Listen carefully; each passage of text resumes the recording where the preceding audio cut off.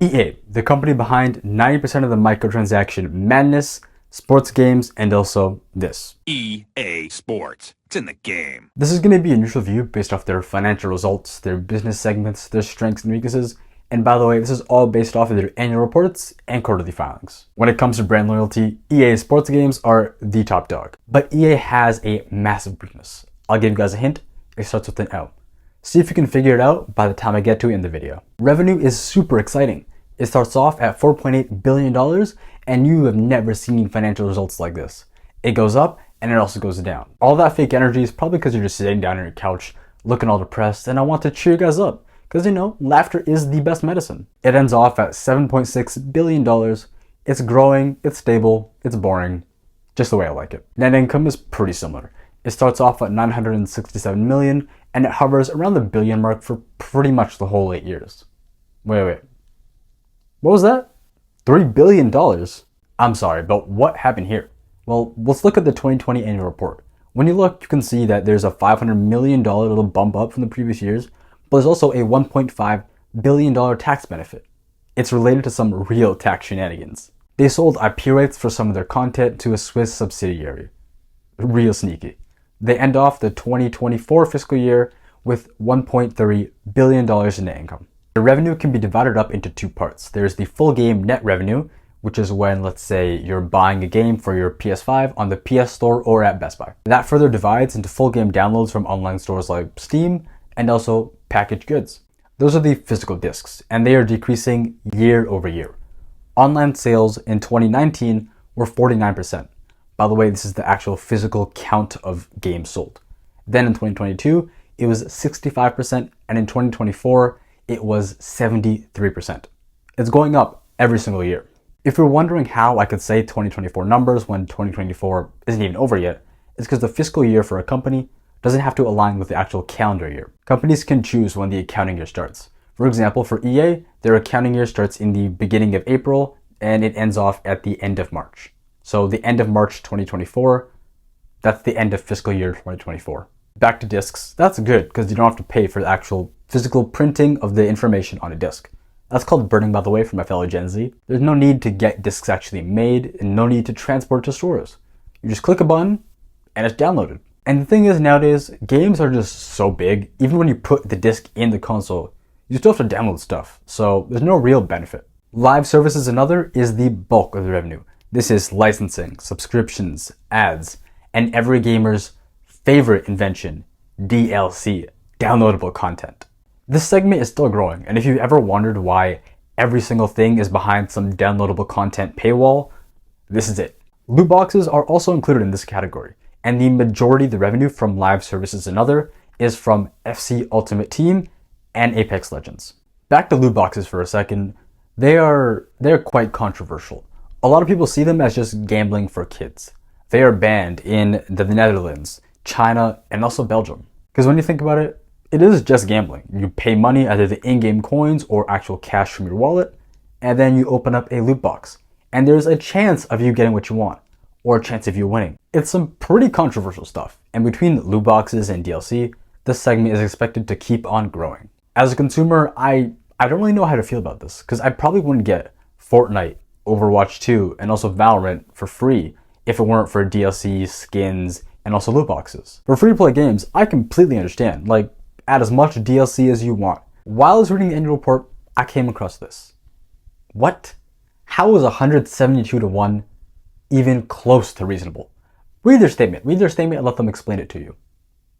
Let's put it in boxing terms. Every one time you get punched, someone else is going to punch you 172 times.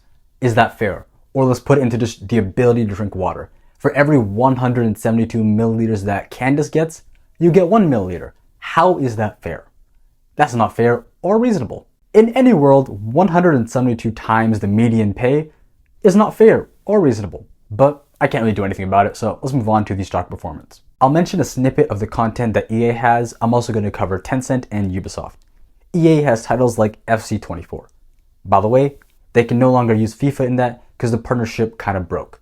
FIFA asked for twice the fee that they normally ask, and EA was like, no, we're not going to pay that. They also have Battlefield, Sims, and a few others, which I'll get into later on.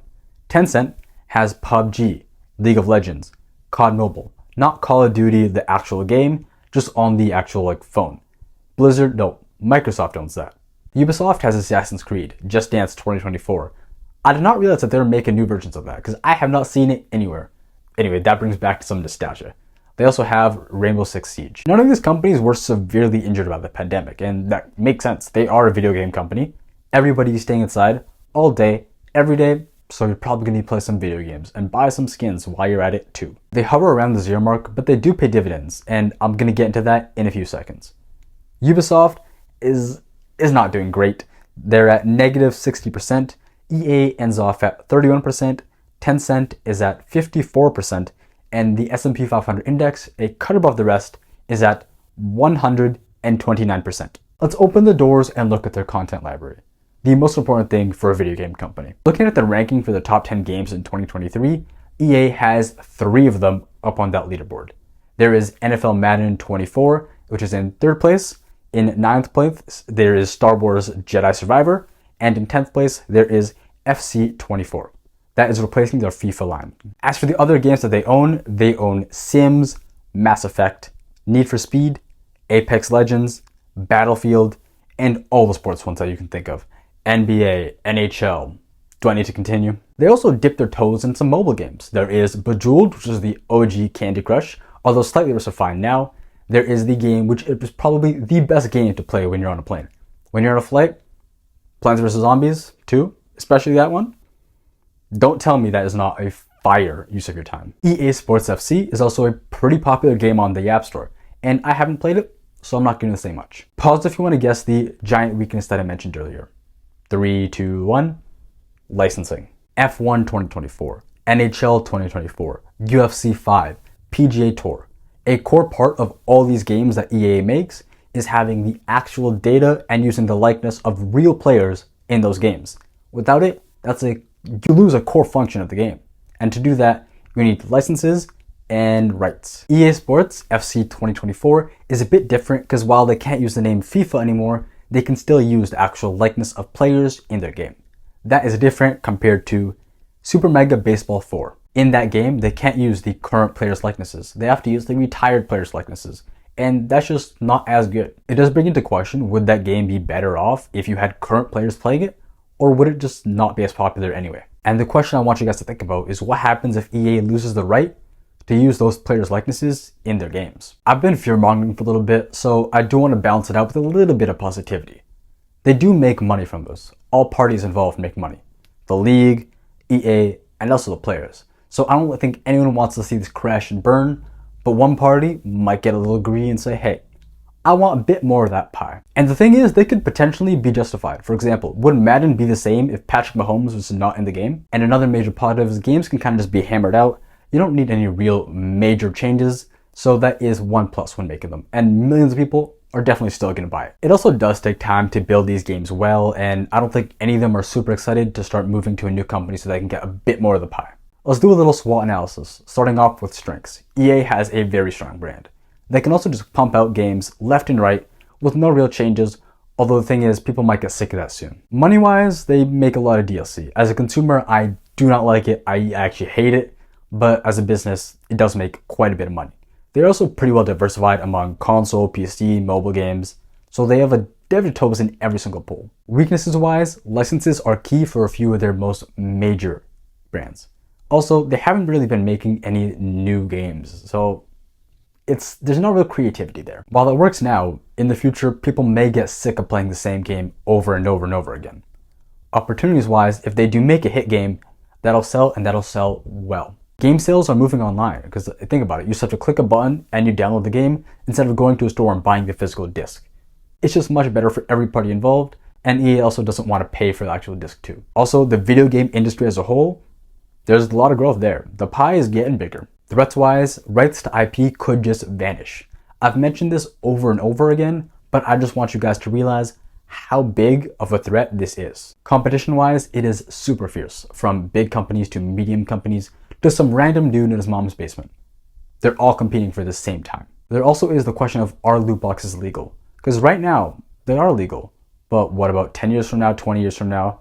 Could legislation get passed and make them illegal? If they can't keep up with the modern graphics, they're going to fall behind. Well, that's a rundown of EA. This is not financial advice. I'm just getting the annual report, mixing a bunch of information and throwing it out there. That's this video. If you guys want actual financial advice, speak to a registered and professional financial guy. Also, check this out if you want maybe. This is the SEC's guide to investing, because I'm not qualified to give any investment advice. Don't forget to like and sub.